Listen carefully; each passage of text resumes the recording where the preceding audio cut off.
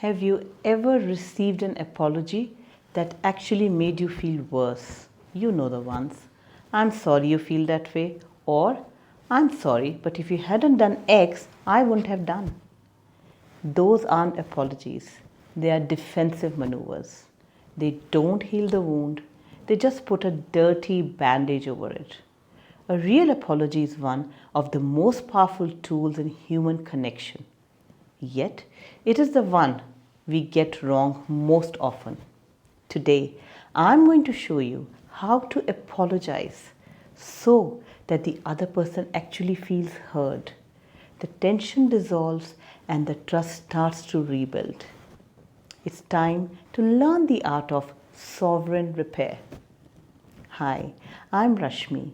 I'm a communication coach specializing in conflict resolution. I work with professionals and couples to help them navigate difficult conversations using tools like active listening and mirroring. So communication feels calmer, clearer, and more connected. Why is it so hard to say, I'm sorry, and mean it? For many of us, our brains equate being wrong with being bad. If I admit I made a mistake, my ego screams that I am a failure. This is especially true if you grew up in a home where mistakes were punished or where no one ever modeled a healthy apology. When we apologize poorly, we are usually trying to protect ourselves rather than heal the other person. We want the argument to end. We want the guilt to go away, or we want to fix the problem so we don't feel uncomfortable. But a healing apology is not about you. It's about the person you hurt. It's about creating a safe space for their pain to be seen.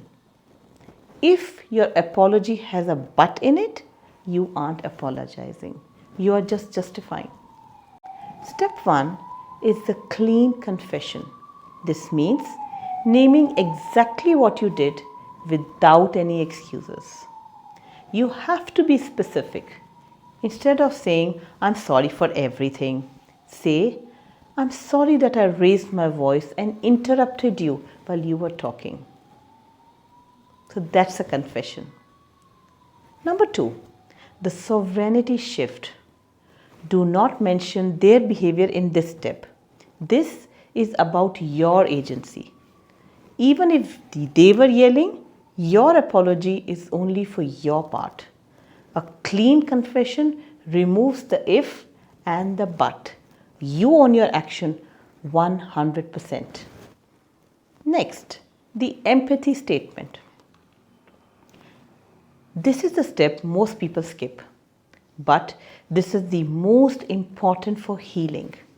You must acknowledge the impact your actions had on them. You need to say, I see that my actions made you feel disrespected or alone.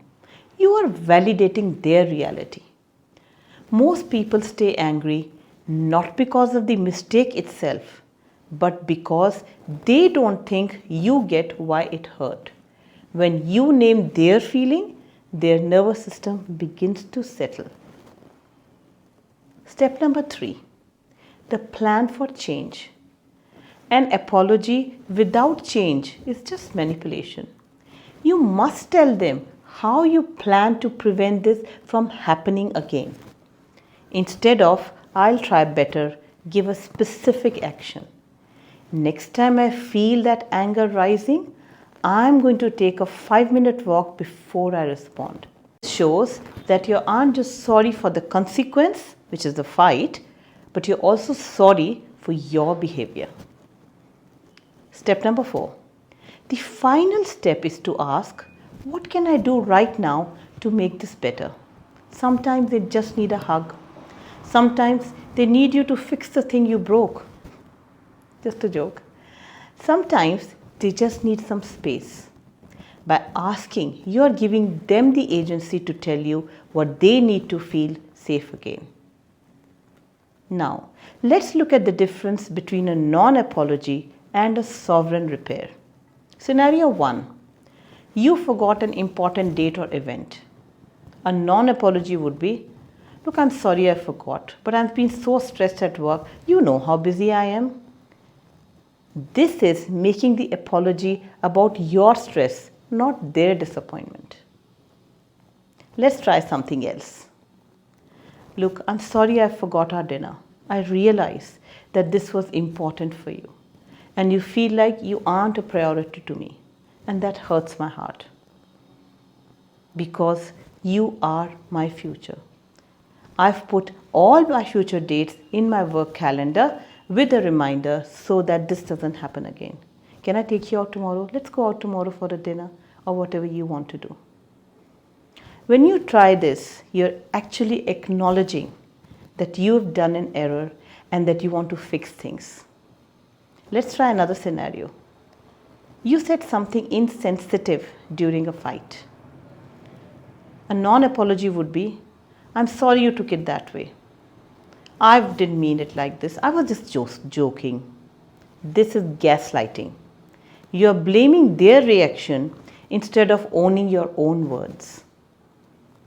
Let's try a sovereign response. Look, I'm sorry for the comments I made about us. I didn't mean to say something so insensitive. It was unkind and it was unnecessary.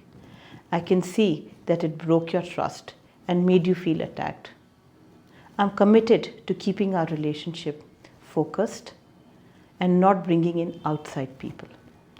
Is there something I can say or do to make you feel better and to help us reconnect? When you apologize this way, it makes them feel heard. It makes them feel that you're actually justified in bringing an apology.